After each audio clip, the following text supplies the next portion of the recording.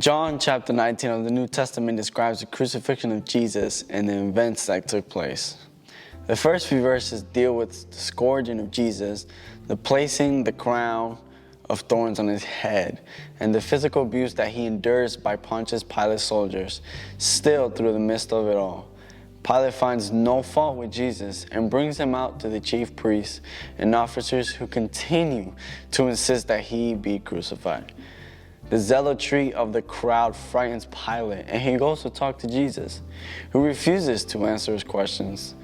Pilate then reminds Jesus that he still has the power to crucify or release him. Jesus then replies that Pilate has no power at all against him except what has given to him from above. I'm sure Pilate was really stressed and really in his head, questioning this situation over and over again. He knew that Jesus had done nothing wrong, and he tried to reason with the people to let this man go, but they refused. So following this scenery, we see how the people chose what Matthew called a notorious prisoner, a murderer, and an insurrection to the Roman Empire named Barabbas. I don't know about you guys, but I think it's pretty insane that the people would choose a murderer over the Son of God. But of course, they didn't know that yet.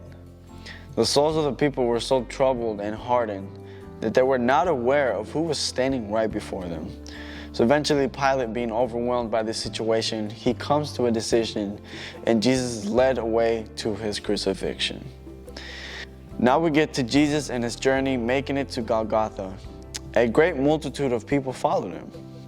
The road was hilly, and exhausted by beating and lashing, worn out by spiritual suffering, Jesus Christ could hardly walk, and several times fell from the weight of the cross, to the point where soldiers had a man named Simon of Cyrene help Jesus carry the cross.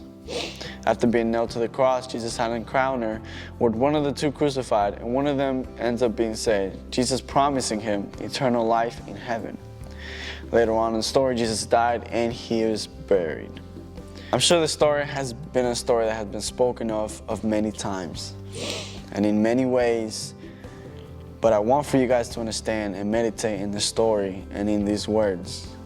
Think about what God did for you, what he went through, all the pain and torture and the disrespect that he got just for you and me.